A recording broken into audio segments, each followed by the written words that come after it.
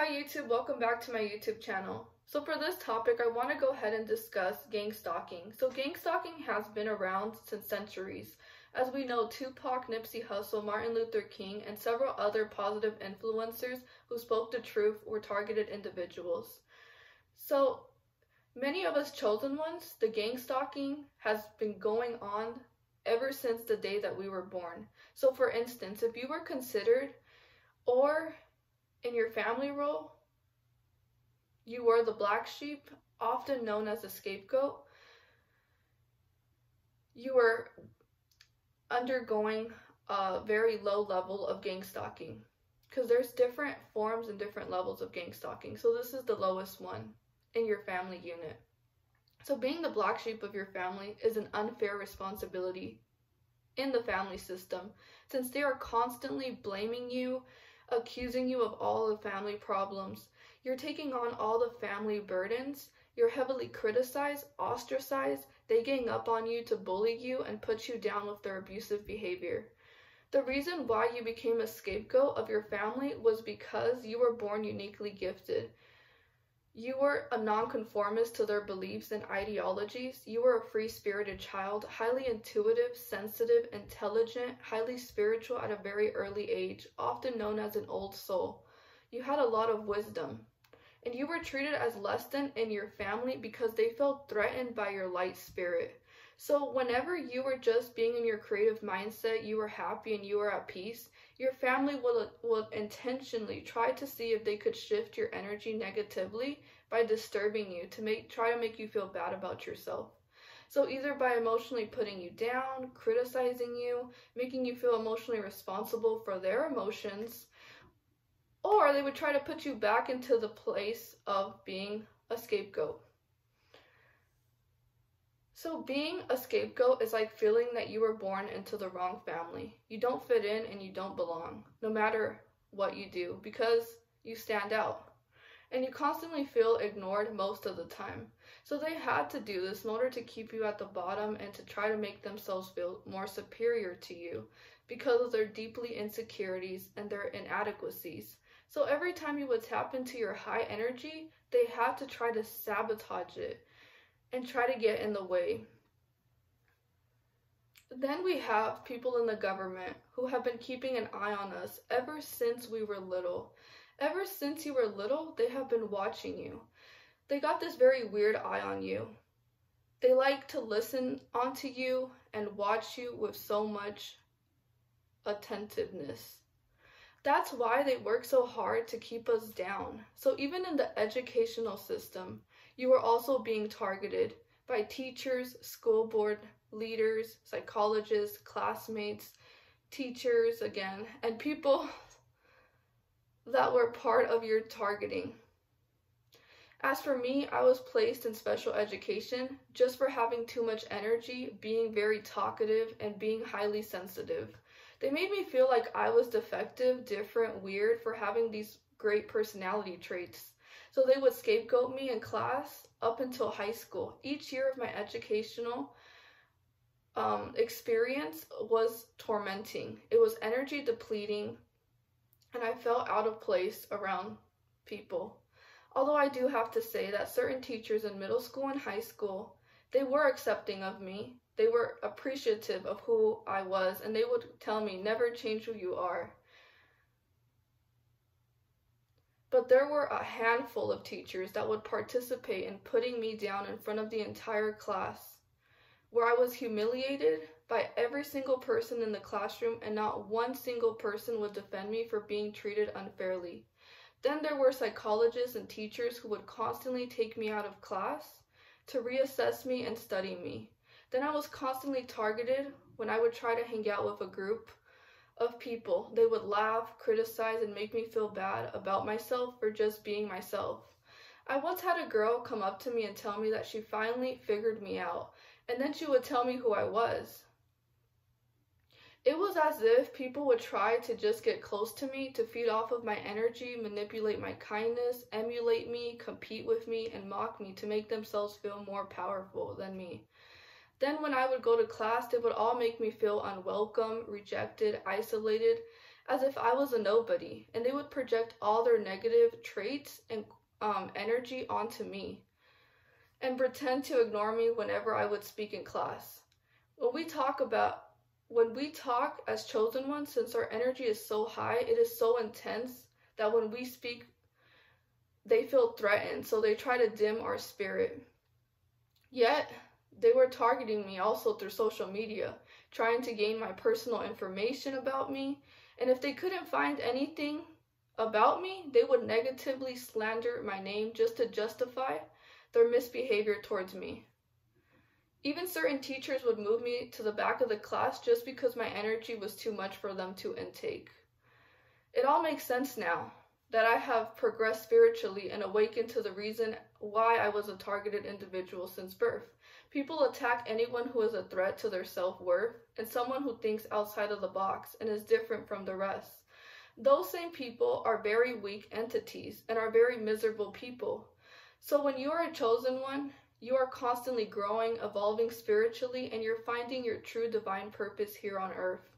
So you've been trying to awaken people around you, you've been trying to heal other people, and of course, the government is not happy about this because it goes against their destructive agenda.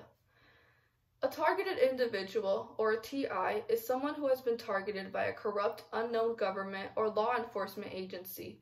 The tactics utilized against a TI are known as gangstalking. Currently, there are thousands of Americans being targeted, and there are many other targeted individuals across the world. Gangstalking is designed to destroy the target's life in all areas: career, social, faith, finances, and more. Targeted individuals do not know how they ended up on that list. The main component of gangstalking targeting is a vicious smear slander campaign. A victim of gangstalking can have their reputation, credibility, careers, relationships, and entire life put into ruins. Techniques such as mind games, perception manipulation, organized stalking, covert harassment, constant surveillance, and possibly electronic harassments are used to push a victim to mental instability. It has led to depression for many, and even suicide. Highly spiritual people are targeted by low vibrational demonic spirits that are operating through fear, threat, envy, jealousy, power, hatred, power for control. They're doing it for the money, for attention, because they're unhappy with their personal lives, and because they just want to destroy an innocent person's life. A targeted individual is also followed to places that they may enjoy. People will show up and give the TI dirty looks. The slander will also be spread so that others will treat the TI badly. This is bullying on steroids. The people who actually follow targeted individuals are known as perps, which is short for perpetrators. Text messages are also sent out to the targeted individuals that encourage others to treat that person badly or with suspicion. The unknown people using the technology are known as handlers. They direct the perpetrators on what to do and what to say about targeted individuals. So, gangstalking is a covert investigation that is open on an individual. The individual is placed under overt and covert forms of surveillance. The person is followed around 24/7. Foot patrols and vehicle patrols are used to follow the individual around as part of the monitoring process. During these patrols, a one-handed sign signal is used to assist the citizen informants with communicating to each other. Gangstalking is also a systematic form of control which seeks to control every aspect of a targeted individual's life. Gangstalking has many similarities to workplace mobbing, but takes place outside in the community. It is called gangstalking because the target is followed around and under intrusive and direct surveillance by groups of organized, covert human intelligence sources, also known as citizen informants. The closest thing to gangstalking that democratic countries have seen before this is COINTELPRO and Red Squad programs. Red Squad programs were used for monitoring and harassing of various groups. They have been in place for over 100 years, and they also employ covert human intelligence sources. For the targets of this harassment, gangstalking is experienced as a covert psychological, emotional, and physical attack that is capable of immobilizing and destroying a target over time. For the state, it's a way to keep the target in line, control them, or destroy them.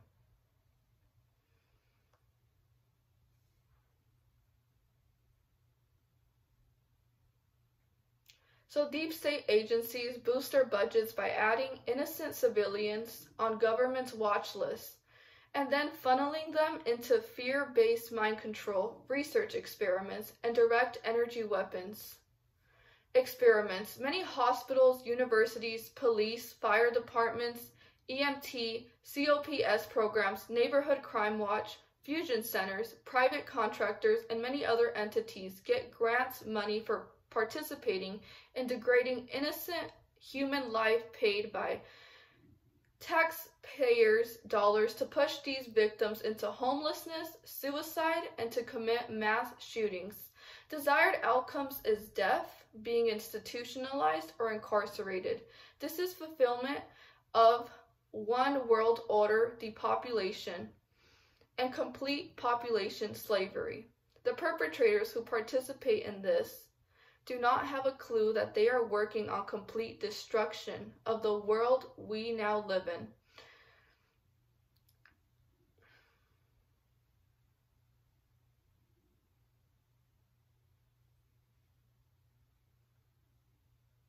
So other goals also involve sensitizing the target to everyday stimuli as a form of control. So we constantly have also gang stalking with vehicles, different cars driving around your area, making U-turns and just targeting that certain individual. And we also have to pay attention that there's a different color coordination amongst each and every single car, so that person will know that they're being targeted because there's a pattern of the colors of the cars that are driving around, making constant U-turns. Then we also have gang stalking that also occurs in grocery stores. Let's say that the targeted individual goes into a grocery store, and as soon as they go into that grocery store, they have certain people who just watch them and look at them, and they go around stalking them around every single aisle that person walks into. They're found in the same location at the same time. So that target ends up walking across the other side of the grocery store. That other person that was stalking them also ends up in that same area at the same time. Even when they finally are done buying the stuff that they need, they get to the cash register and behind them is the person that was following them and stalking them around. This is what is done to targeted individuals everywhere they go. When they go out, they already have the cars just driving around over and over again, just trying to induce fear and terror. And then they have the restaurants, agents being sent in to watch them and study them, grocery stores, community watch. Even people participate in your community to target you by keeping an eye on you constantly. Whenever you go out, they know exactly when you come out of your house and when you go in your house, and they constantly send that information to other people, other handlers, to constantly keep an eye on you.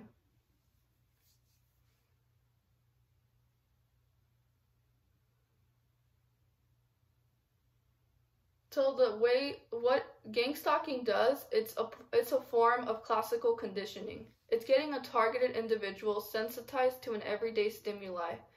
The targeted individual over a period of months is being negatively sensitized to everyday stimuli, which is then used to harass them. It's used out in public to let them know that they are constantly being harassed and monitored. Some examples of everyday stimuli that might be included is sound, color, patterns, actions.